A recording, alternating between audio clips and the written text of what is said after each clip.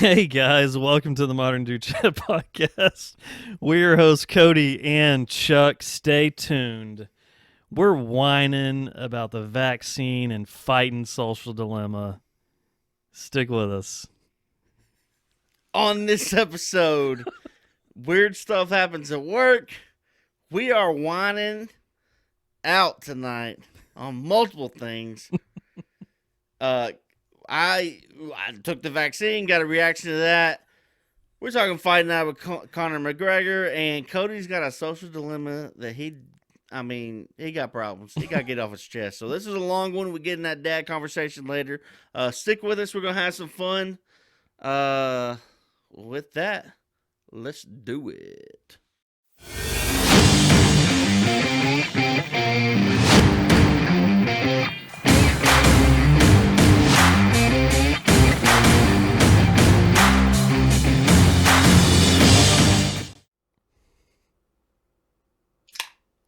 Woo!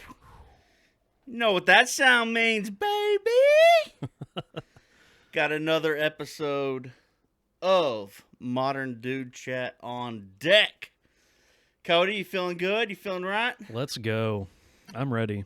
Cody's in, I'm not going to say the zone. He's in a zone.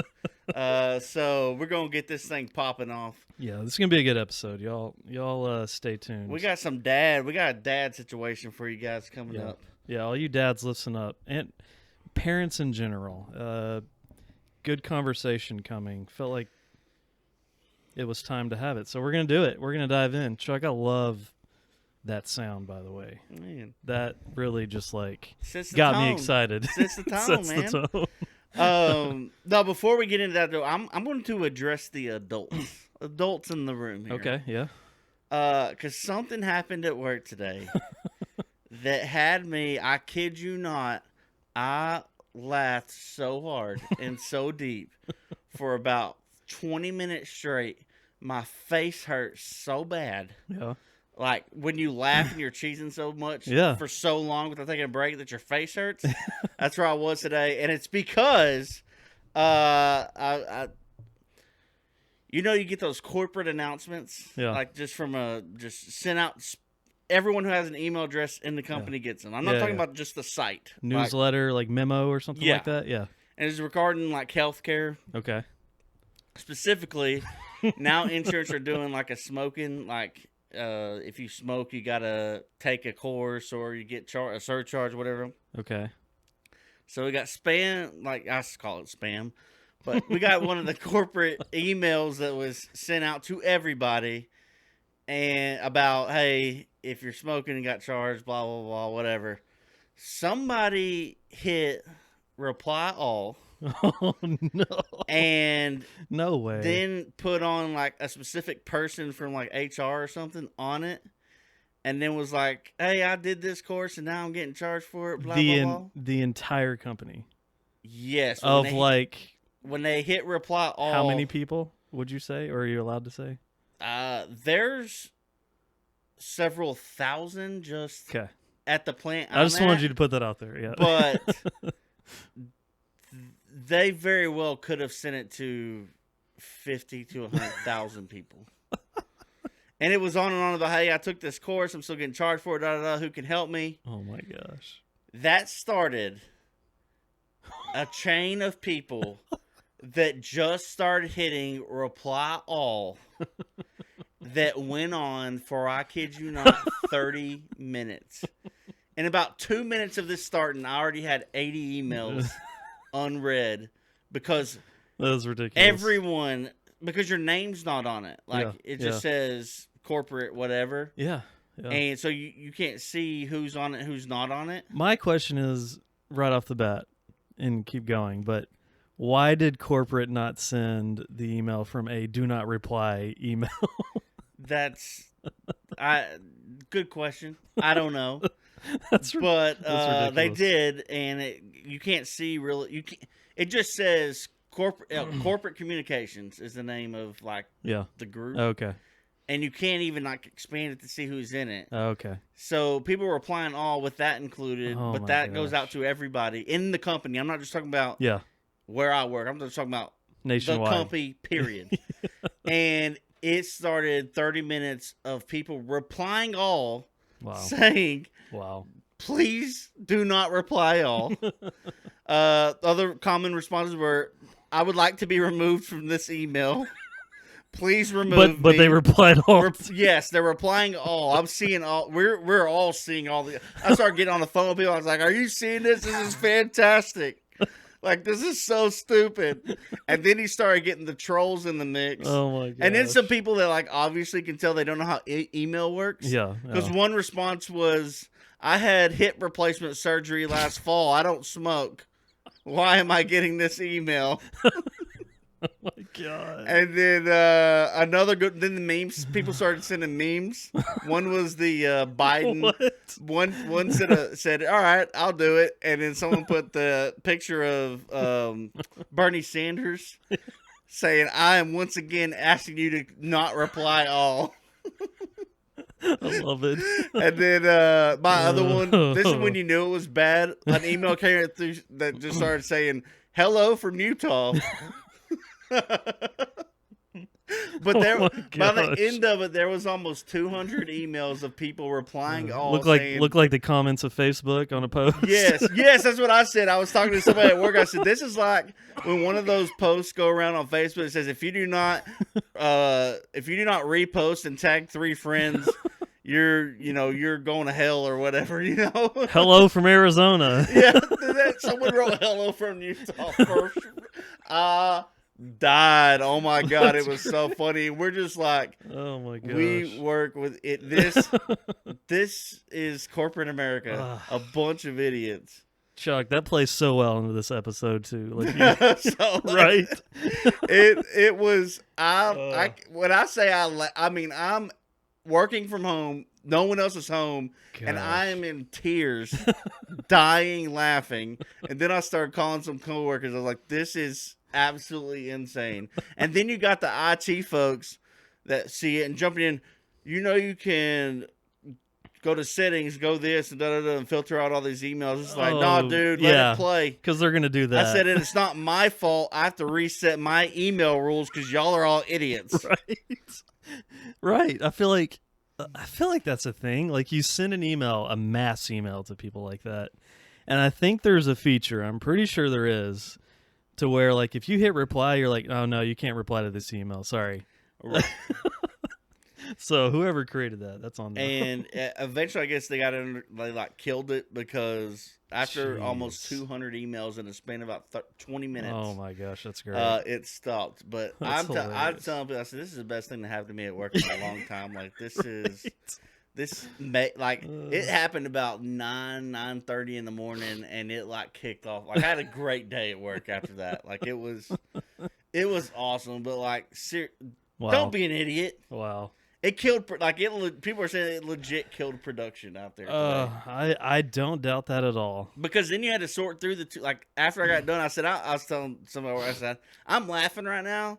But I'm about to go through 200 emails because I've already seen 2 or 3 emails I have to have that have been sprinkled into this. And I can already imagine every manager got an email saying, "Hey, go talk to your people and tell them." So then you got to everybody gather around. Let's have a meeting, a quick meeting. The joke. Don't reply to that email. I told my my friend at work. I said, should I respond because I really want to? And they're like, what are you going to say? I'm going to say, here we go. We got another training session coming up. We're going to have mandatory training due by the end of January for email etiquette. Yeah. Oh, my gosh. So don't be an idiot.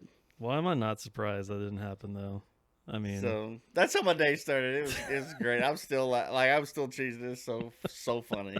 So funny. That's great. And you hear stories about that, but Oh, yeah. But I've never seen it to that extent.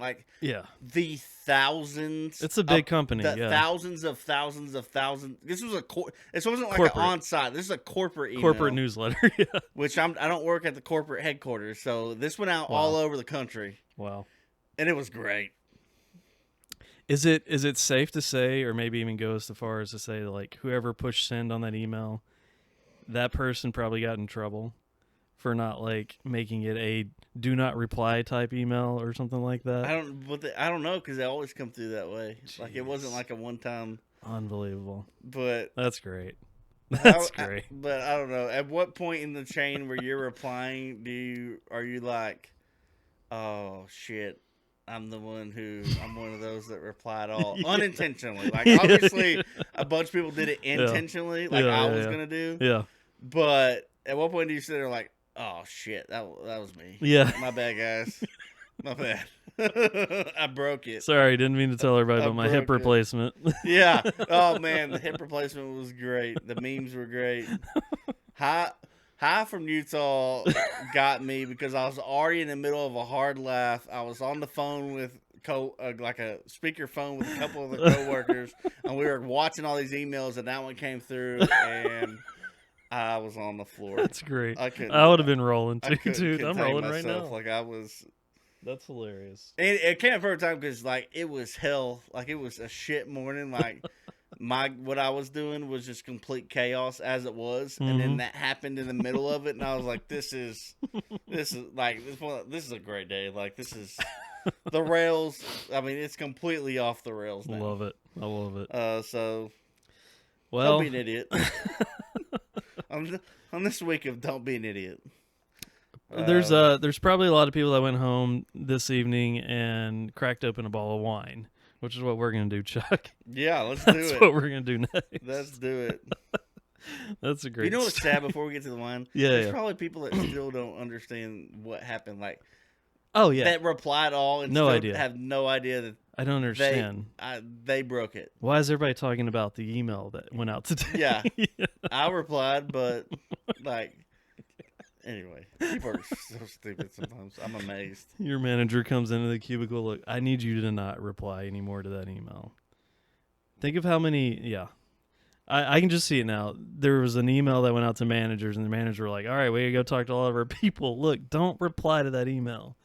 Or there's more emails going out about not replying to that email. So stupid, right? It's so stupid. Oh, and this is corporate America, folks. It's great. Anyway, let's do the wine. You gotta love it. Let's do the wine. We got it. So yeah, we got a wine this episode.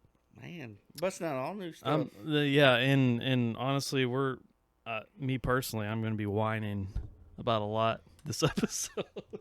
Did you like that? But first, before we crack open the wine, what you did there. we're gonna do a shout out to our patrons, Patreon patrons.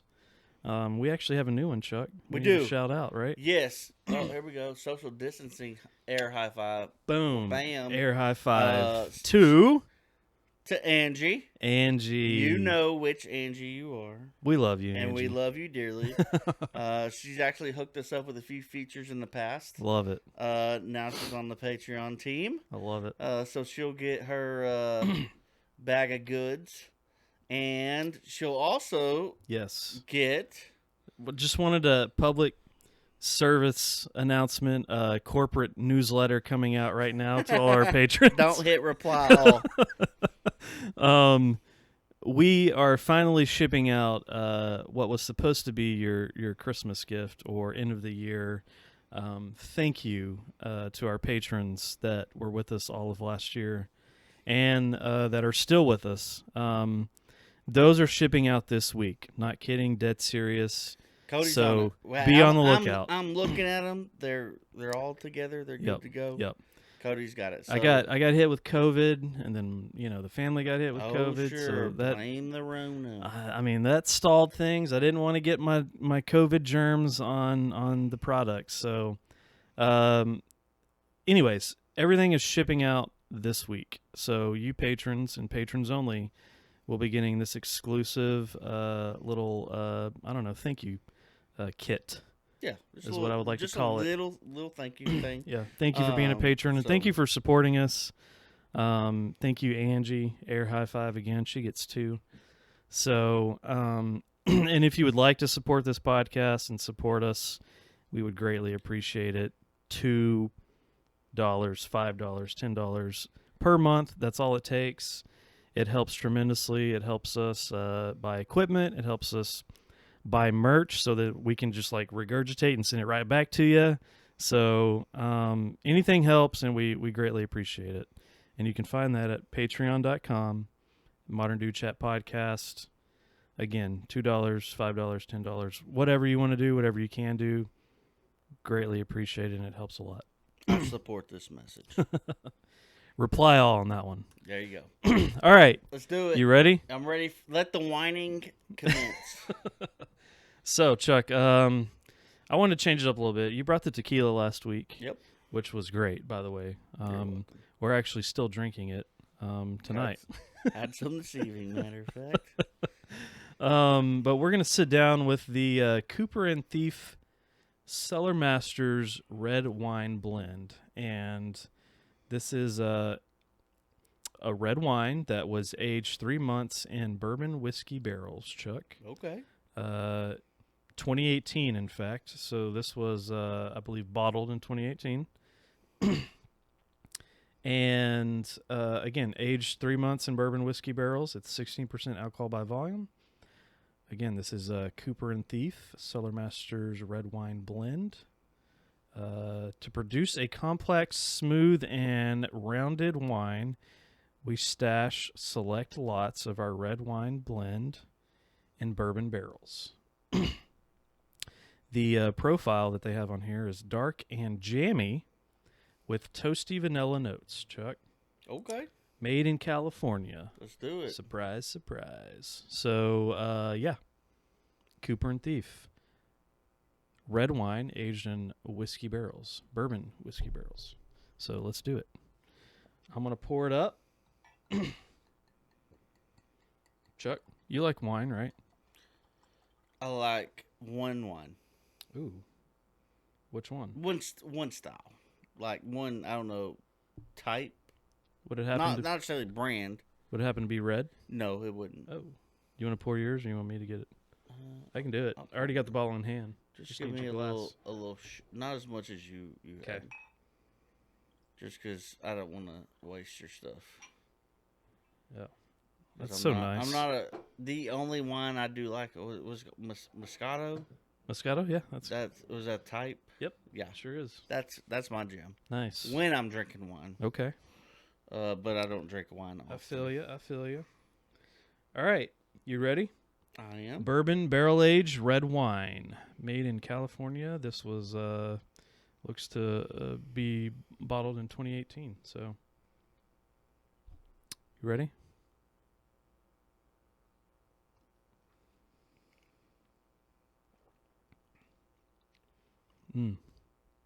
It's pretty good. Interesting. I can taste the bourbon whiskey in the background. For sure. Right? It's not your average wine. It's not red wine. Well, now you got me. I just came around to describing and reacting to whiskey and bourbon. Now you're placing wine on me. Breaking out the wine. Was it like normally when I drink wine, there's like I don't know, it's like a sharp dryness, or you know what I'm talking about? Yep. Like that. Yeah. This doesn't seem to have that. Smell it. Did you smell it? I did. You can smell the whiskey in the background. Yeah. Yeah, it's all subtle. Like it's all very real nice. subtle to me. Yeah. Like smooth. Yeah. It's not dry. It's not like a sharp. It's not dry. I don't like. I am talking out of my ass right now. Which most red wines. I don't know how to describe. Most red wines are. They're not really that dry. Depends on what kind of blend you get. But I personally like. I just know when I drink wine, usually it's like after I get done. Like that's what my reaction is. I want to be like. Yeah. No, I think sweet red wines in particular, they don't really have that dry after taste. Strawberry wine. We're obviously not wine connoisseurs. Hot July moon. But this is good. And the bourbon barrels caught me, so that caught my attention, obviously. Whoa, there's a sucker born every minute. Show me a bourbon barrel on a label, and I'll buy it. That's really good. That's tasty. Yeah, no, I'm not mad about it. I like it. That is good. I enjoyed it. Chuck, you rating wine yet, or are we not? We haven't dove that deep into it. I think I'm off the rating game for now. We may bring it back, but I just want to enjoy and talk shit about it. I feel you. All right. Well, that is again Cooper and Thief. You guys go check that out. That's a really good wine. It's smooth. Again, you can smell and taste the bourbon or the whiskey in the background. Anything else, Chuck? You're good. Go ahead. Proceed. I just reading the label. I will while say you're gonna that talk was a top shelf type wine, so it was okay. it was more than $15. I will say that it was around Okay. around the $20 mark. Oh, okay. Usually, what they say is anything 11 to 15 is a really good wine. Anything above that is obviously should be a good wine. So, they might be pricing that and marketing it all at the same time. But I think it's really good. Check it out if you can find it. All right, so now I'm ready for you to tickle my eardrums. Cooper Thief. All right, so Chuck, this song came out about 8 months ago, and I still listen to it. It's still relevant. I think it came out kind of like a play on everybody being quarantined and being inside. And if you go and watch the video, you'll get it. But this is somebody that we've already featured in the past, Leon Bridges. Okay. But he's got a special guest on this song, John Mayer, one of my favorites as well. Okay. I feel like that combo is just like genius. Yeah, that sounds like money to me. I love that combo. But what I'm talking about is a song called Inside Friend by Leon Bridges featuring John Mayer. You guys, Damn. you have to go watch the Okay. YouTube I didn't video. even know about this. It's good. But it's very very vibey. Leon Bridges, John Dude, Mayer that's crazy. ish. I didn't know this was a thing. Fun fact, John Mayer actually came down to the Dallas-Fort Worth area to record this with Leon Bridges, because Leon Bridges lives in Fort Worth. And he went to the same studio that has produced Paul Coffin, Texas Gentleman, that same crew of guys. So John Mayer was in the same room with Leon Bridges and that crew. So Actually, little now fun I'm listening to fact. it, I think I have heard this, but I didn't realize Yeah, who did it. it's a good jam. Huh. Like I said, it's a play on like quarantine and talking about you can be my inside friend. Everybody's inside, and but everybody's connecting through the phone or whatever, which again plays into there's this. a theme running through this one. Y'all get ready. But go check out Inside Friend by Leon Bridges featuring John Mayer if you haven't heard it yet. It's it popped up on my playlist this week, and I was like, man, I forgot about that one. It's a really good one. I don't think we featured that. Obviously, we didn't feature that on the podcast, but I don't think we featured John Mayer yet. No. Specifically, John Mayer. No. I'm holding out because he is one of my favorites. Like he is. I do like John Mayer. John Mayer can play the guitar like a mofo, and he's just an all-around like good dude, So, anyways, check it out. Inside Friend, Leon Bridges featuring John Mayer. It's the bomb. I'll tell you. Last week I needed an inside friend. You did, huh? Yeah, well, I think I did. I was hurting. I had problems last weekend. I recall. Or last week. You did reach out to me. I was. I don't know if I was the only one, but I was one of your inside friends that you reached out to, and was just like, "Hey, I got a problem. I'm hanging on here. I got a situation." So last episode, if you listened, we said that one of us got COVID over the break. Mm-hmm. One of us got the vaccine. Cody was COVID Cody. Yeah, COVID Cody. I got the vaccine. Yep. And we got to come up with a name for you. Huh? We got to come up with a name for you. I know. COVID Cody's good. Hey, this is a good opportunity to tell you guys to hop in the comments and come up with a name for Vaccinated Chuck. Yeah, so last, alright, it's a 2-shot deal, the Pfizer one, and the first shot, like I said last week, the arm just got sore. Like that's about it. I felt a little weird. Last week we were up here. I got it the morning of, so we recorded on Tuesday. I got it the morning of Tuesday. We're here late at night, Tuesday night, and I even told Cody, like, if you notice on the video, like I didn't drink any more of that tequila. Because I started feeling like I was getting like in a good spot, like I feel my body reacting. I thought it was the liquor, And even after I said, hey, after we got done, I said, hey, we drink this because I think I'm getting pretty buzzed up on it. Oh, that's right. I remember that. And I went, so he's like, yeah, I'll take it. So I thought I was just, okay, I got a nice little buzz. Mm-hmm. And then I think I went to go get something to eat. I usually get something to eat after this. Yeah. I don't know. I can't remember if I did or not. But I started headed home, and it's about 20 minutes. I can hit my driveway to driveway like almost dead on 20 minutes.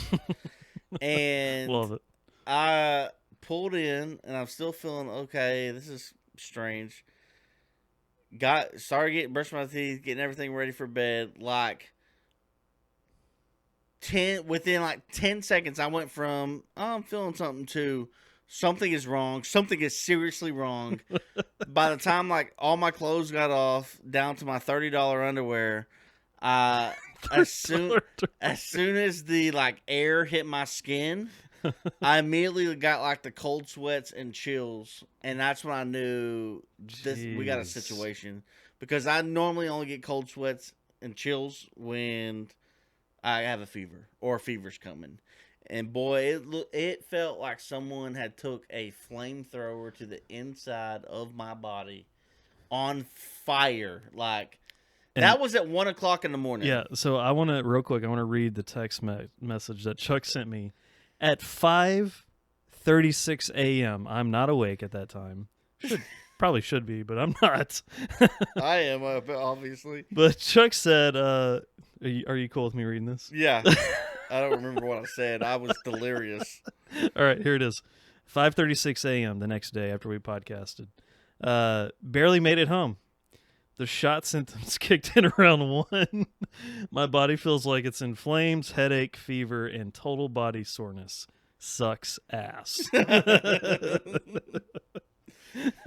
So that started at 1, and I was able to doze off until about 3-ish. And 3-ish, I was awake. Like, yeah. Awake. Yeah.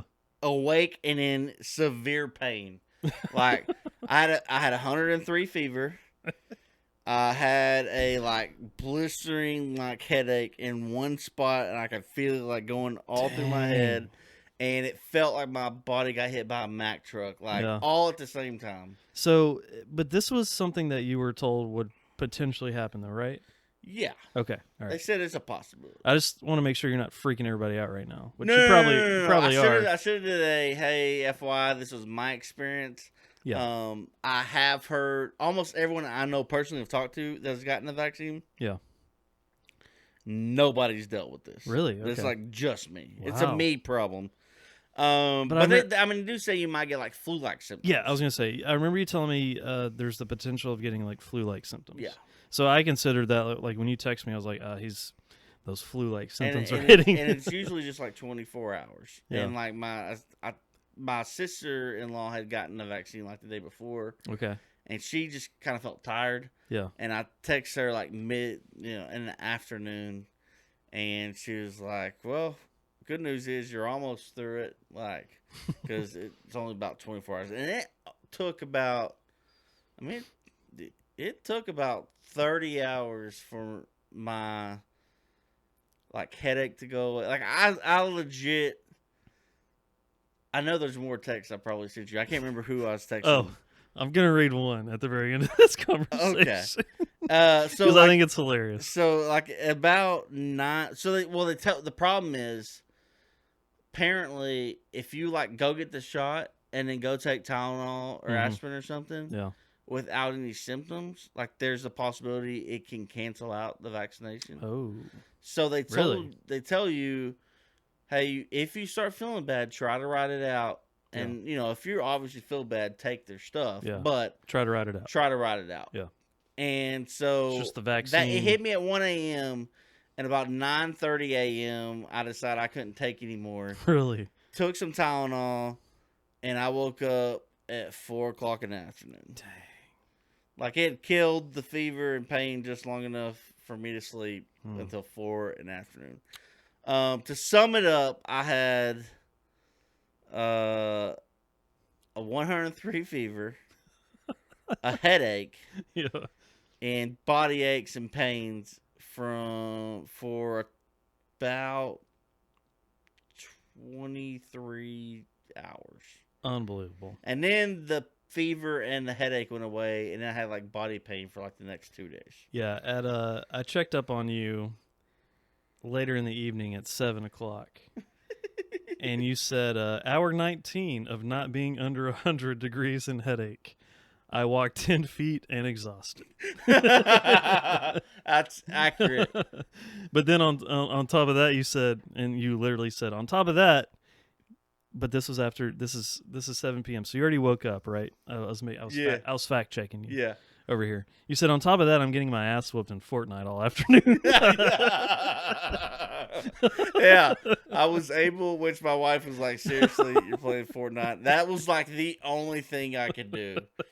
I mean, what else are you supposed to do? I couldn't fucking move. Yeah, you got to take your anger out on somebody else. And sickness. Watching, like, it was so bad, like watching that Fortnite probably didn't help, but like sitting there and watching TV and stuff like was messing, like making my head hurt. I bet, dude. Like when I laid down and like got up, I like turned all the lights off and I was trying to watch that was Inauguration Day. Oh yeah, it was Wednesday. That's right, it was. So I had that on like all morning while I was awake, and I slept through it all. So I like had to wake up and get caught back up on old burn. Yeah, I had to feel the burn in the afternoon. I did watch that all day after the memes got released.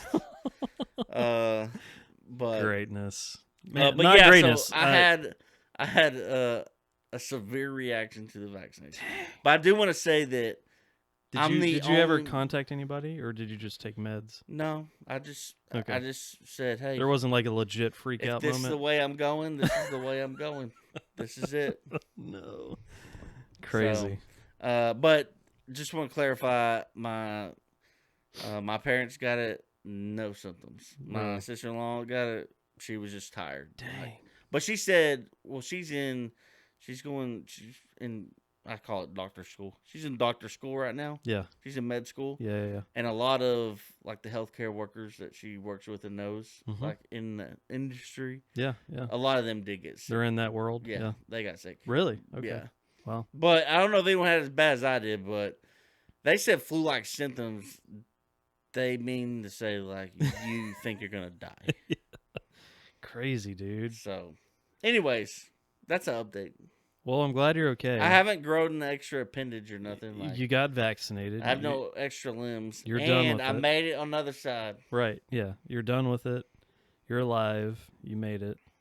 So that's good. I mean... And I have a fancy little card that says, I got vaccinated. Do you really? Yeah. So that's if anyone, if my company or the government wants to pay me extra for getting vaccinated, I got my card. Hell yeah, that's awesome. And I can travel. They should pay. About to not be able to travel. You know, they talked about that, like an incentive to get the vaccine, and companies started doing it. Really, that's awesome. I mean, they should. I mean, they should be incentivizing any and everybody to. I think it was like. I don't know if it was like 7-Eleven or like a fast food chain or something, but they were one of the first ones that said, hey, if you get it, we'll pay you, give you a bonus. Nice.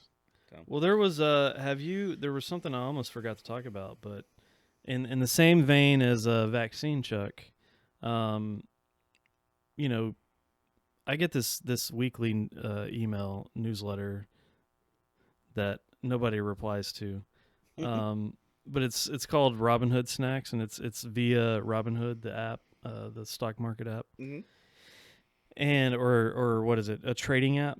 Is that what you call it? I guess I don't know. Okay, I just got it. Like I'm just now trying to teach myself. How and to Chuck and I are going to dive into that more and more. We were talking about that earlier, but in this newsletter, they the vaccine rollout. You know, obviously there's a lot of problems with the vaccine rollout.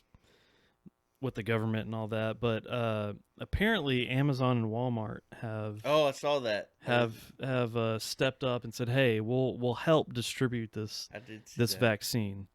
And I'm just going to read a little bit off of this. Part of the payoff of that too isn't Walmart and Amazon said, "Hey, we'll distribute it, but we need it for our workers." Like first. That's what's in it for them. They're like, "Hey, we'll do this, but like." We have the resources to distribute and get this going, but all we ask is our employees get vaccinated first. Just let me throw a hypothetical. And I feel like that's a good Let me throw a hypothetical at you. Yeah. In the world we live in, with people's instant reactions and pretty much social media throwing. Yeah.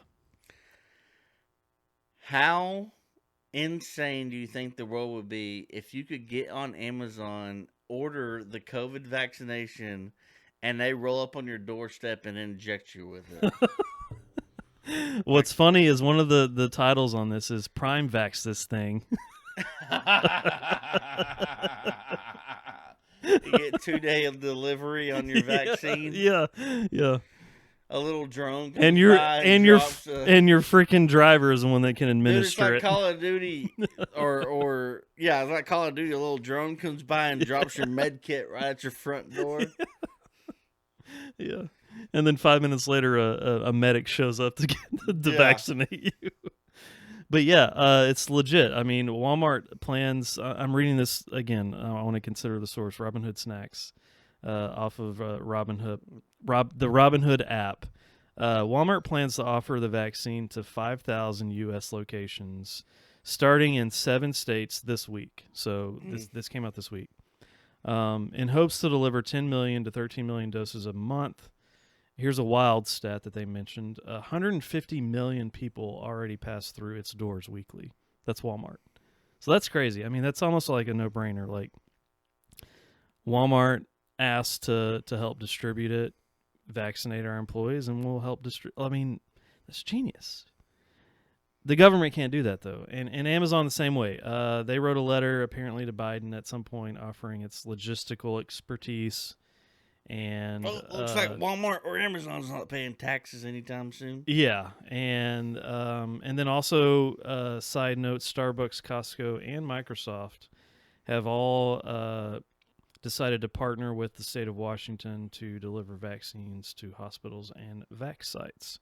So there's huge companies trying to jump in and help get this going, which I think is great. I mean, it benefits them, obviously, first, but then benefits everybody else as well because they're experienced in, like, distribution and getting stuff where it needs to go. The government is not built that way. So... Cody, naive little mind. I'm not naive. I think it's great if they're trying to get this vaccine out. Big companies like that should step up and offer to do that. I mean, they take all your freaking money all the time. But the least they can do is administer a vaccine. Oh, come on! You don't think old Bezos is gonna be like, "Hey, oh, of course he is. Remember that time I flexed and got that vaccine of course. Out? Better let me skate by on this." And the only reason is because he can flex that. I mean, nobody else can. I get it. Y'all just remember. I get it. Yeah, he's going to be asking for something else. I don't doubt that. But, I mean, we're trying to get the vaccine right now. Everybody's trying to get the vaccine out and done. So. No. What? They're trying to make the vaccine available. Right, correct. People are not going to take it necessarily. People are not rushing. I agree. Whoever wants to take it should be able to take it. And that's where Amazon and Walmart are stepping in to try to help, I guess is what I'm getting at. Okay. Anyways. Fun facts. 150 million people pass through Walmart's doors a week. Help. That's nuts. I see what you're doing over there, Chuck. I'm not a sucker. I just think if you have the resources, you should step up and offer. Bezos has the resources to help a lot of people. Yeah. I know. There's a reason. I know. Anyways, let's get into what happened this weekend. Yeah, why not? Let's knock the weekend out real quick.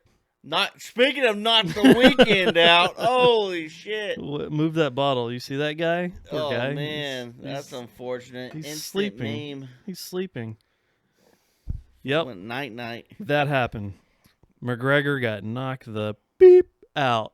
I did it for you, Chuck. That's all right. Yeah, I already used my one F-bomb. That was crazy. He went to sleep. He went night. Congrats to Poirier, though. And we were watching that fight, and me and you and one of our buddies, we all went to a friend's house and watched it. Got to catch up with everybody. But me and the other buddy, were sitting there talking. Like, the first round, it looked like McGregor caught Poirier just right to where, like, if he wanted to take him, he could have taken him. Like, did him in. Well, and, I think everyone and done. said Conor, like, the first round was like Conor all day. Like, it looked like Conor was dominating the fight all day. But you also and he had an remember opportunity, I feel like, to when like they finish started it. the second round, I think me and Shane or whatever, Yeah. we were like, hey, that leg looks bad. Yes, he did. We were like, he did get him good. Yeah, because we were all talking about how Conor looks great, and then I think, I know I said it, but I don't know if I said it first or not, but we were like, that leg is like turning purple. Like, he's got a problem. Wow. So he caught him good. Yeah. I didn't realize no, that. I mean, after the fight, after obviously. the fight and stuff like that, and he was like, no. My leg. He said he killed my leg, and I was done. Yeah. Like, it was just a matter of time. That's amazing. Like, Conor knew going into round 2. Yeah. He got him. Yeah. He can't stand on his leg. Like, that's crazy. Yeah, dude. That's what it was. He couldn't stand on his leg and stuff. So, like, when he leaned over, like, it's because he couldn't do Good nothing for with his Poirier, legs. dude. I mean, he caught him right in the nose. They didn't look that. I mean, one of them did look bad as far as the kicks to the leg went, but for the most part, they didn't look bad at all. It was just like taps. But they, I mean, they built up. Wow. So well, and I guess I do remember seeing Conor's leg like really red, turning purple, and I know my side of the room, we were like, I mean, we were always thinking Conor's got this, it's over. And then we saw his leg, we were like, that's a problem. Yeah. I don't know how big of a problem, but that's a problem. Wow, sure enough. And then not even minutes later, I think seconds later, it was clack, clack, click, clack, and he caught him right in the nose, like square. Yeah, right in the nose. Conor like fell into it. Like he was falling forward and just pow. That was crazy, dude. It was so crazy. Instant meme. But congrats to Poirier. That was awesome. I like Poirier. I mean, it was a fun night. It was a fun night. I don't know if like people that pay like full price for it, like I don't know if they feel like they got their money's worth or not. But, yeah. But you always feel that way though with those big fights. I mean, I don't know. Well, I mean, it was a shocking knockout, but it wasn't like to me. It wasn't like a devastating. It wasn't like a Ronda Rousey knockout. Like she got knocked out. No. But it was like, especially listening afterwards to them talk. It was one of those like, oh yeah, Conor was in good shape. Then all of a sudden you see that his leg's a problem, and then it's like, okay, now we're just now it's just a matter of time. Yeah. But and it's almost like Poirier came out of it too, though. Like that first round, Conor caught him, and he looked shook. Do you remember that? Like he looked wobbly and shook, and I felt like McGregor could have taken him, but then he came out of it. Poirier came out of it, and then round 2 happened. It was like, all right, you had your opportunity to finish him, and he didn't. So, and I just don't feel like for the full card, like they were good fights, but that there was no like real oh shit moment. Like I mean, obviously the Conor hooker losing like that. But I'm just talking about like not just there was no like knockout where when it happened you were like yeah or nothing. Yeah. You know there wasn't a lot of blood for any of the fight right matches. before that was an upset too. I think a lot of people the underdogs won the night for sure. Yeah. That was great. I mean, you could have made a lot of money if you were betting dogs on Saturday night. Crazy.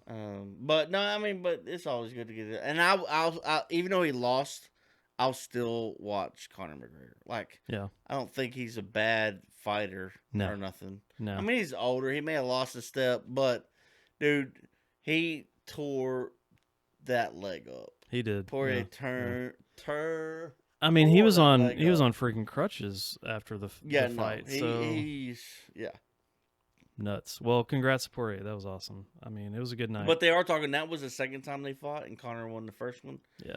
So they are talking there's going to be a third. Yep. Now maybe after, like Poirier may fight Khabib, right? For the title, I don't possibly. know. Khabib can go suck it. Like seriously. he's being a real. Honestly, a douche. I think about it. I think he's that way anyway. But yeah. I don't know. I don't know. Who knows? But the rematch could be a marketing scheme is too. Going to be before. I think Poirier's in line for a title shot. Yeah. Or the title, or he Khabib's going to vacate it. Right. And then the rematch may be for the title. Could be. But I think the next time these two fight, either Poirier will have lost the title match Mm-hmm. or he will be champion. Yeah, yeah. So Yeah, we'll because see. Connor's getting called out in all kinds of stuff, like, for instance, a boxing match that he won't acknowledge. Good. We'll see if that He happens. shouldn't acknowledge Yeah. it, in my opinion. But Yeah. all right, let's get to the meat and potatoes. So let's do it. Let's do it. You ready? I am ready. So yeah, I felt like this was a good time to talk about or circle back around, because I know we talked about it once upon a time, not as in depth, and not that we're going to get too in depth here, but kids and social media. I know we had an episode on that. I think it was early on. Yeah. And yeah, things have evolved since then, especially for me as a dad. Normally we're bouncing things off each other like a little bit before. Like hardly ever do we plan things out too far in advance. But Cody texted me. He said, "Hey, we're doing kids and phones tonight." It's like, okay, yeah. Well, get it off your chest, son. And that's also me trying to do better, and by preparing better in advance for the podcast. But that was just like, when it kind of hit me, I was like, you know what? That's perfect. That's perfect content for this week's podcast. So I hit you up about it. I was like, look, there's something fresh and hot on my mind, and I want to talk about it. If you're cool with that, let's do it. And of course you were cool with it. So I said no. No. I don't even know why I asked. I should have told you. I was like, look, this is what we're talking about. Look, yeah, hey, ties in. He'd be like, look, here, listen, this is what we're doing. I'm the captain now. I am the captain now. But yeah, so I want to briefly talk about, again, like circle back around kids and cell phones and just social media in general. It affects us adults as well, but there was also a documentary that came out after the fact, after we had that episode. It's called the Social Dilemma. On Netflix. Yep, on Netflix. Came out a while ago. I don't know if it's been a year yet, but it's a few months back. No, I think it came out in the fall. Did it? Okay. Yeah. It wasn't too long ago. It was pretty recent. And because we probably talked about it. We talked about talking about that, and then it just didn't fit into our discussions we were having, so we never did. Okay. But I mean, it's like summer or fall it came out. Like, it's fairly recent. Yeah. Okay. Well, I'm glad we waited, because it's more relevant now to the situation that I'm actually dealing with as a father, and Chuck is a father, and getting to talk to him about that helps, and also, like, I hope prepares him, but also I don't think it's going to be the same by then too. We talked about that.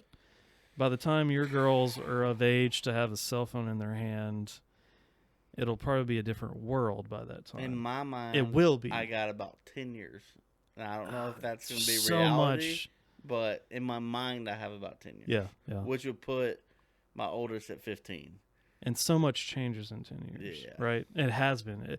It feels like every 10 years, like, more things happen within that 10 years every 10 years. You know what I'm saying? Does that make sense? So who knows what it's going to be like by the time. And I also have girls younger that are around. We have girls around your age as well. So I get to deal with it now, and I get to deal with it then. But right now, in particular, like this day and age, with social media and kids and their phones and particularly that documentary, The Social Dilemma, which I thought was great and insightful. I didn't do any more digging into that, whether it was like super biased or if that even makes sense. Like, you know, some documentaries come out and they're like super biased, like to one side. I haven't done any research, so if it is my fault, I wasn't aware of it, but I thought personally it was a good documentary. So much so that I made my two oldest kids sit down and watch it this past week, because, and this is how I pitched it to them. I was like, look, I'm I'm not necessarily saying your cell phones are a problem, but they are a problem. And here is something that I want you to watch so that you have some background knowledge of what is actually happening in the background, like with your phone. And I like that move. Yeah. I'm a fan of that move. Yeah. As far as, hey, it's not like some school, like, right. When you got a sub and they roll the TV in, or special presentation. Yeah, I mean, it kind of felt like that. No, it's like, hey, we're at home, we're watching this. Yeah, Y'all need to see it. I do like. Now, I don't know how well it was received. Yeah. But I do like the move from a parent standpoint. Yes. Hey, we're gonna take some time out and watch this. Yeah. If it doesn't sink in, at least maybe it settles in the back of your mind. Yeah. And comes back up later. I don't know. Absolutely. I like the move. I'm a huge fan of that too. And I'm gonna real quick a little tidbit. I feel like, when I grew up, I didn't get those types of things fed to me. So I've always been like, I try to be in a different parent mindset and try to be like as real and as raw as I can with my kids. Not 100%, but like at least like real about things that are going on. Okay. So because they're gonna hear about it anyways. We always did too. Like if we didn't hear about it from our parents, we were gonna hear about it from our friends or our friends' parents, or we were gonna see it or experience it. So I always try to nip it in the bud and get ahead of it. Just so they know that it's coming from me, and it's coming from me because I care and I love them and I care about them and I want what's best for them. So that was the reason for me, like saying, hey, I want you guys to sit down. As hard as it was for me to do that, because it was hard for me to even say, like, hey, I want y'all to come in here and watch this documentary with me. It was awkward.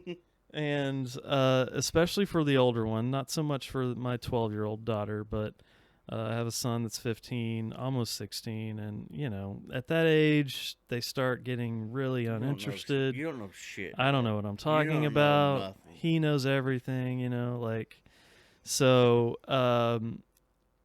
anyways, I was able to...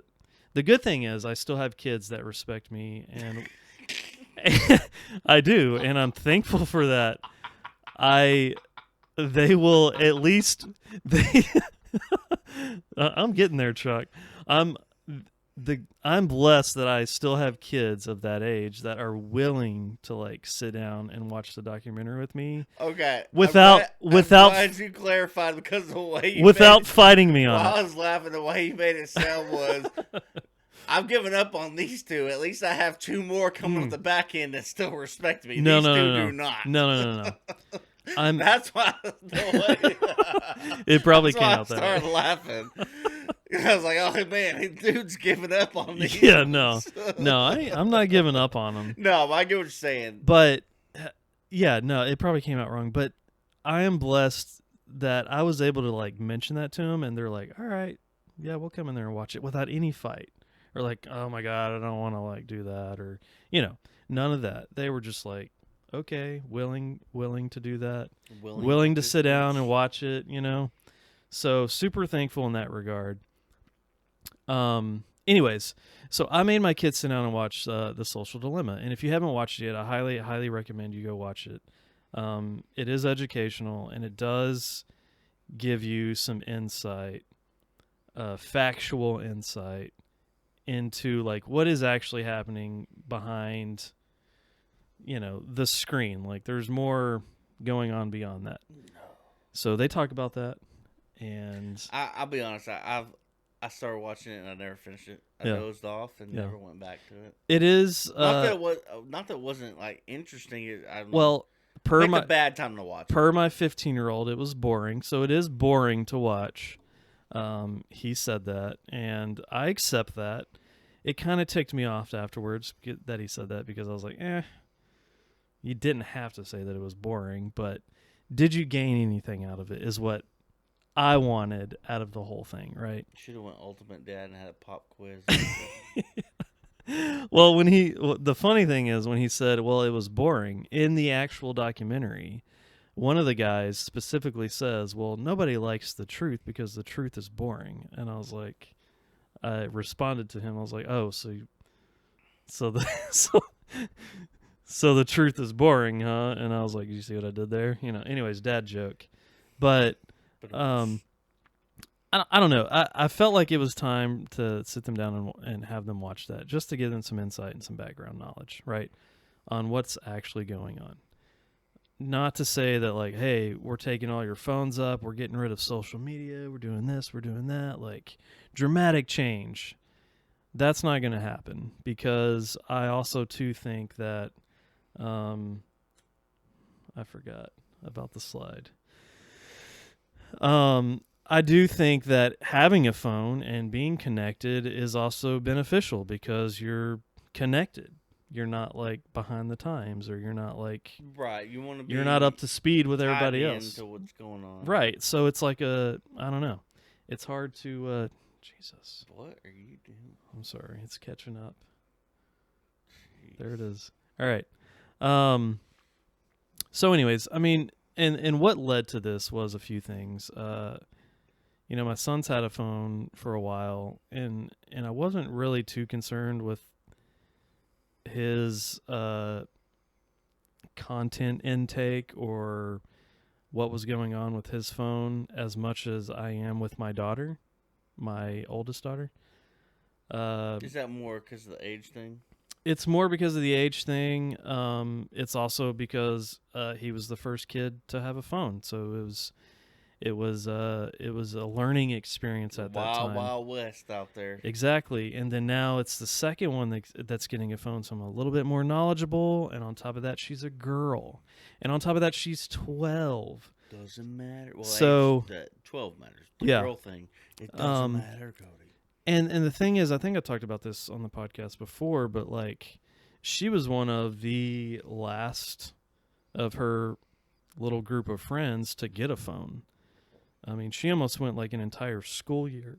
I think she went the entire 5th grade school year without a phone, and everybody else had a phone. Devastating.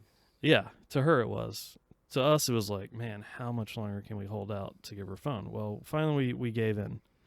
Because we felt like going to intermediate and being in a bigger school with more kids, it's probably time to have a phone because who knows? It also makes you feel safe that you can contact her immediately and talk to her. So that's that. But there's all kinds of crazy stuff that comes with the phone. As soon as you give it to a 12-year-old, like, there's all kinds of crazy stuff that happens. Dude, adults can't be trusted with a cell phone. Absolutely. And then you amp that up by handing it to preteens and teenagers? Yeah. Get out of here. Yeah. Yeah, it's crazy, dude. And there's a few little tidbits I want to hit on right now because I'm very passionate and heated about it at the moment. It's on my brain. It's relevant. It's happening right now, and I feel like it's probably good to share that because I'm sure there's other parents out there that can relate, or perhaps this can prepare other parents for what's coming. Who knows? But there's a few things that have happened. One of the things that I've run into already immediately, it's not necessarily her fault. She's learned some lessons, but like, one thing that has happened numerous times now is just like other friends or other kids like just grabbing her phone and just taking it from her and just like doing whatever they want on it. And part of that is her fault because she lets them do it. But the fact that her friends feel comfortable enough to just take her phone and, for instance, sending wild ass stuff, start texting other people, or stirring the pot type thing with other friends, which she's learned her lesson on this now. But there's a few instances where I had to hop on the phone because me and my wife both, she's 12 years old, and we told her that, we're gonna take your phone and we're gonna read through it. We're going to monitor it like crazy. So just so you know, anything you do on your phone, we see. Sign here. Sign here. Yeah. You get your phone. Here's your phone, but it's not your phone. We get to take it whenever we want. We get to look at it whenever we want. We get to read whatever we want because we care about you. Okay, and you'll understand that later. Well, anyways, long story short, and I don't want to get into too much details, but there's been a few instances where I've had a few, and I'm going to say it, asshole kids that were very, very disrespectful in regards to the content that they sent my daughter or the response that they gave me when I confronted them about the content that they sent my daughter. Daddy Cody over here ain't playing no games. Yeah. He snatched that phone and be like, "Hey." Yeah. I've already done it. This is Dad. I've already done it a few times, and I will say that. I've done it a few times now. More than a few, 3-4 times. I've taken the phone and I have texted those individuals and said, "This is her dad. Don't ever send content like this to my daughter ever again. On top of that, you're being blocked. Lose her number, and I'm also going to contact your parents. Like, bye. See you later." I wanted to say more, but I can't because these are kids that I'm talking to. Yeah, kid show. But that has happened on more than one occasion, and it like racks my brain because honestly what that tells me is like those parents of those kids aren't paying attention or nor do they care what their kid is doing on their phone, right? At that age. But or combat me here because that's what I need. I need to talk about it's not combating. It's like, or how can you? I can like the stuff sent to her.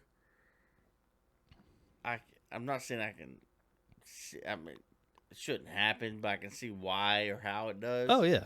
But, like, the level of disrespect you've described to me. Oh, yeah. About the kids when you pop on and say, "Hey, I'm her dad," and then they pop off. Like, I don't know what world those kids live in where they feel comfortable doing that. Like, if a parent charged me up, thinking back, if a parent had charged me up when I was 12, 13, 14, I would shit myself. Right.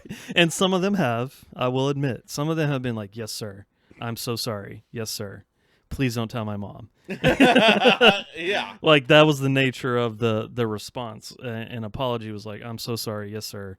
Blah, blah, blah. But some kids, that was not the response. The response was completely the opposite. And it was almost like, "Get out of here, old man." Exactly. Or, "You have no right to be talking to a kid like this." And I'm like, "You have no right." Oh, my God. Yeah. And I'm just words. Like, oh, man.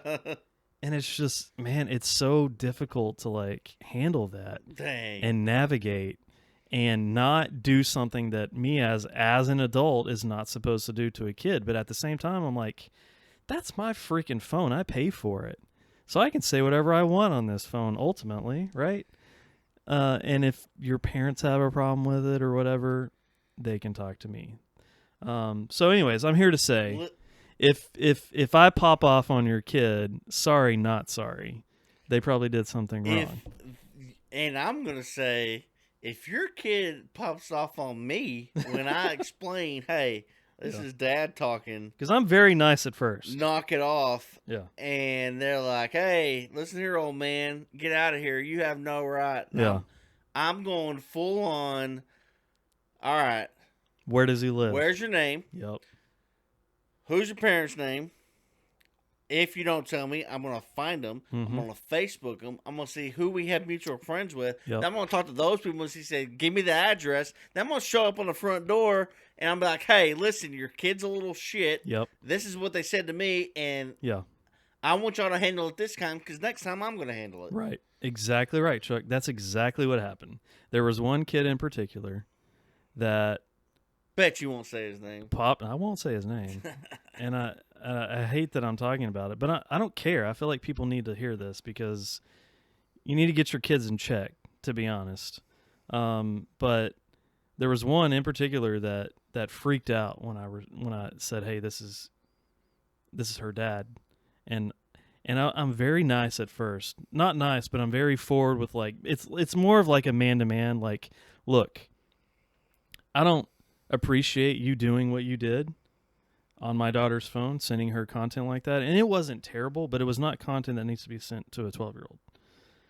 And I tell him, I was like, look, I don't appreciate it. You've lost my respect. I don't care who you are. Your number's being blocked. Lose my daughter's number all at the same time. And I'm also going to contact your parents. This is what happens when you do things that you're not supposed to do. You suffer the consequences. I tell my kids that all the time. Decisions you make, be prepared to suffer the consequences. Yep. So this is one of those moments. Well, one of the mothers actually ended up calling me and talked to me and apologized and said, this is crazy. We always keep track of his phone, blah, blah, blah. I think this happened and he didn't mean it to happen and this and that. And I was like, well, regardless, he's not contacting my daughter anymore. He's lost that privilege. So, and I'm almost now to the point, and I've already told my daughter this, and it should have been a rule from the get-go. No boys in your phone. No boys in your phone at all whatsoever. And that is now a rule. You're not allowed to have boys in your phone. She's 12. Yeah, no, I get it. And she's not allowed to have social media. All of her other friends have social media. Dude, that's the TikTok, Snapchat. My daughter is not allowed. She will, and she knows this. She is not allowed to have any social media apps whatsoever across the board. 0. Instagram, Facebook, Snapchat, TikTok, you name it. She will not have it until high school. That's the rule. That's the standard. Get over it. I like it. And she's fine with it. The thing that I love about that and her right now is she's okay with it. She probably won't be in a year when people or kids are even more into it. And maybe not. TikTok was a thing of this year or maybe next year. Maybe it won't be in a few years. It'll be something else. Whatever, yeah. Regardless, you're not going to have any social media apps on your phone as a 12-year-old. So anyways, Chuck, I'm dealing with all kinds of crap right now. Drama with the phone.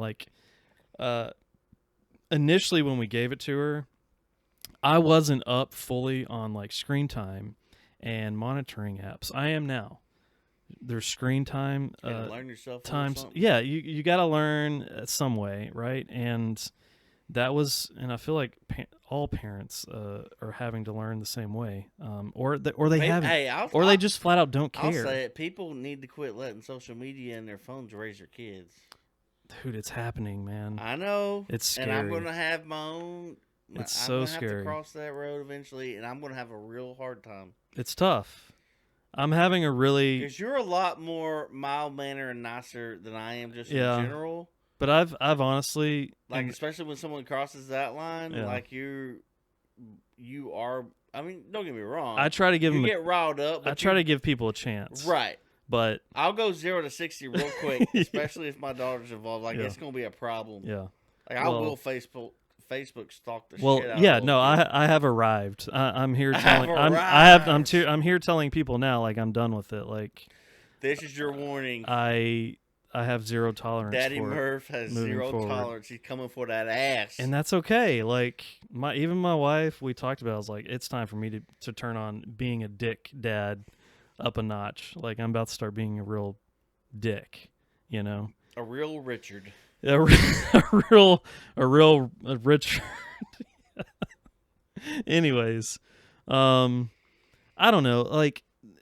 That's just a small little portion of what's going on with kids and their phones. Dude, I'm not ready. There's so much more that's happening. My oldest is 5, and I'm already dreading. All this you're going through now, I'm dreading it because in my mind, I still want her to not have a phone until she's driving like I did, or at least in high school. Not social media. I'm talking about phone. All I can say, but I don't think I'm gonna be able to get away with that. All I can say is I encourage you to strongly stand by that. The jitterbug where it only has a dad button and a mom button. Yeah. The flip phone. That's what she's getting. Yeah, that's. I think that's a senior citizen phone. Chuck, is what you're talking there's about.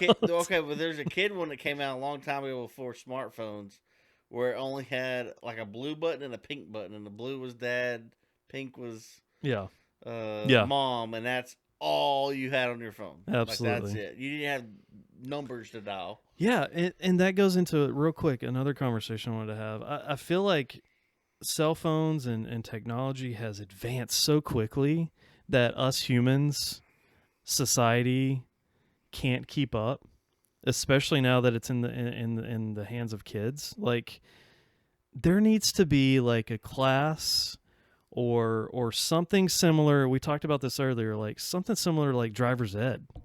Oh, you want like a license to Or maybe operate. or maybe like even a freaking law pass. It's like, look, if your kid is 10 years old or under, not allowed to have a phone. You're going full Karen on this situation. I am. I'm also a dad. But I feel like right? No, Don't you think that would be proactive? If, I like, feel even like- if like in school they had a class that taught like cell phone etiquette. if there's not a class, it's like just because I don't think they pay attention. I think They don't. I feel like there should be like, there's a minimum age you can buy cigarettes. There's a minimum Absolutely. age you can have, like that. You can be in possession. In possession. Alcohol or tobacco. Yes. Like there should, if we're gonna do it, there should be a. I love you it, can't Chuck. be in possession of a cell phone under X age. Absolutely. And our thing to my daughter was always like, you don't go anywhere without anybody where you need a phone. That's my thing. If you're at a certain age, not driving technically, you're either with a friend or with somebody's friend's parents or whatever it may be. You're with somebody else. Yeah. So why do you need a phone? Because that other person has a phone. Yep. Somebody has a phone. Why do you need a phone? That was our argument for the longest time. And then we finally gave in. One to hang your hat on. That's because it makes a lot of sense. We finally gave in and was like, fine. Dude, And you know what's great? Did I tell this real quick? When I walked into the cell phone store, I said, "Hey, I'm here to buy my daughter's cell phone." Blah blah blah. He was like, "Oh, let me guess, she's 9 years old." What? I about fell out. The average age that kids are getting cell phones at is 9 to 10 years old. That's stupid. He literally said that to me. He said, "Oh, let me guess, she's 9 years old." And I was like, "No, she's 12." He's like, "Oh, wow, you held out that long?" I was like, "Yeah, we managed to hold out that long, but here we are." Dang, dude, I'm not ready. I'm telling you, dude, it's crazy. Dude, do you wish like all the positives that you enjoy about your cell phone? Do you ever wish you if there was a button? You don't get anything from it. Like you don't get. It's not like would you have $5 million or like just straight up. If there was a button to cancel, cell phone, I would. Would you push it easily? I would too. I would, because I could live without. Because I did live without it, and maybe that's the thing. We were in a generation where we did live without it, so we know how it is. Yeah. But kids growing up now, they're living in a generation where that's something that already exists, and they don't know what it's like to live without it. And they talk about that in The Social Dilemma. Well, and even just, and that's scary. I could even be okay going back to like before smartphones, like when you just had phone, text. Maybe you had a camera on your phone, like maybe you could get shitty internet on your phone, maybe. But it costs a fortune to text message. Yes, yeah, you have to be rich to get on the internet on your phone. And I told my daughter that the other day. I was like, the spam text message that you get just blows my mind. I was like, do you realize, like, back in the day, all the text messages are unlimited now. You got to tell people, quit texting me. You're using all my text. Or I'm gonna come dig in your pocket for texting my daughter as much as you do. Dude, I'll still drop that line on people when I'm talking. I might drop it on you. I'll be like, hey, you're using all my minutes. I gotta get off here. Yeah. And of course, you try to use that on a younger person. Now they're like, I'm an old man. What? I'm an old man now. That's the reaction I get is like, Dad, oh my God, you're being such a dad. You're so old. Me. And then I'm like, oh my God, I've arrived. I am now. Baby, where's my white sneakers? I don't wear $30 underwear. I wear whitey tighties. I'm an old man now. Hell yeah. I'm just kidding. I don't wear whitey tighties, but bullshit. Prove it. Like, dude, I feel like that's all I've been dealing with lately is my teenager and my preteen and their phones and all the BS that comes with it. Like, because in general mindset, I just already think a lot of people are stupid, and a lot of things people do just daily. Oh, just wait. I think are insane and dumb. Just wait. And when those dum-dums start And sending my daughter stuff, and then I have to deal with their dumb parents. Yeah, exactly. I'm gonna say it. I'm gonna say it.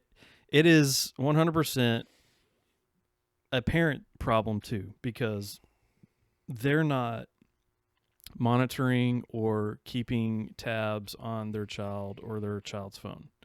And I tell my daughter all the time, I'm sorry that you were dealt a hand of parents that actually give a shit and care about you, because that's not changing. I'm sorry. That's who your parents are. I wish you wouldn't care, Dad. Yeah, and I'm like, I'm sorry, but I care a lot, and this isn't going to go away. I'm just not going to wake up one day and not care, and you can do whatever you want. Like, that's not going to happen. So just accept it, swallow it, and move on, you know? It is what it is. And the crazy thing is, 90% of it is not even her fault. It's the people that are that's in tough. her phone sending her crap or saying stuff, or, you know, it's like, it's those kids that are sending stuff to her that I have to address and be like, look, I don't know how your household is ran, but in my household, this content is not accepted. So bye, you're being blocked, you know? And then it goes up a little notch where I get a little bit of disrespect, you know? And it's just like, I want to reach for the phone and like strangle them. You get the middle finger emoji? Oh, no, not yet. Send me that middle finger emoji and we'll see what happens. Let's find out. Let's find out. Somebody do it. Oh my gosh. I mean, dude, anyways, I don't know. I had to get that off my chest. Not really off my chest, but just talk about it. Because I think it really is like becoming a serious problem. And I think that's why that whole documentary came out, The Social Dilemma, to bring awareness to that problem. And now it's just like, how do you fix it? But it's almost like, even in the documentary, they're like, well, what is, at the very beginning, they're like, what is the problem? It can't be undone. Essentially, you get that vibe. Yes. It cannot be undone. Essentially, you get that vibe. Yes. And that's scary. I mean, so now it puts pressure on us as parents, to like, so you have to adapt to that. Like, it's not changing. You have to adapt, and you have to figure out like how to monitor and try to keep your kids safe. Yep. You have to be a parent physically, and then you have to be a parent like in the digital technical world as well. That's crazy. That is not normal. That's crazy. not how it was supposed to be ever, right? That's how it is. That's how it is now. That's crazy. And now that's like more pressure on parents. And I'm here to say I'm feeling the pressure, is all I'm trying to say. Pressure? I'm feeling the pressure. But anyways. Man. Some heavy stuff, dude. Phone, man. I'm not ready. Yeah. I'm not ready. I'll get there. I mean, I won't we all get will. ready, but I mean, I'll arrive to that point with my kids' phone. I feel like it'll be a different world. And I think we talked about this earlier, too. I watch Joe Rogan a lot, and Rogan talks about this a lot. I've heard him mention it, and this will be the last bit on this, but like, he mentions all the time, and I think about this all the time too. Like, and it's like, it plays into the whole, like, every 10 years, those 10 years happens even quicker, and even more happens in those 10 years than the past 10 years, right? So he always mentions the fact that, like, one day we'll look back at all this social media BS, and we'll all look back and be like, what the heck were we thinking? Like, are you kidding me? That was a joke. That was damaging. That was, whatever. More people realize. And that. I think he's right. Like, I think we will look back on all that. We were talking, like, prepping. I was like, I can't think of anything positive that has come across with social media in the last 2 to 3 years. Yeah, you did say that, and you're right. You're absolutely right. Like, it's all now. It's all trash. Now, some of it is it funny trash? Granted, yes. That's how we run the podcast. That's how I run Beard Supply. That's how everybody runs anything now. But you get zero visibility if you don't do that, because that's where everyone's at. Unfortunately. But does that mean people are just stuck on their phones and they're not? We live in a world where you can be driving your car. Yeah. And you're driving your car, and you're more likely to see an ad for a TV show on your phone because you're on your phone and driving, rather than looking up while you're driving and seeing the same ad on a billboard. Yeah. Yeah. Wow. Yeah. Like, that's where we're at. Yeah. It's crazy. It's nuts. It's nuts.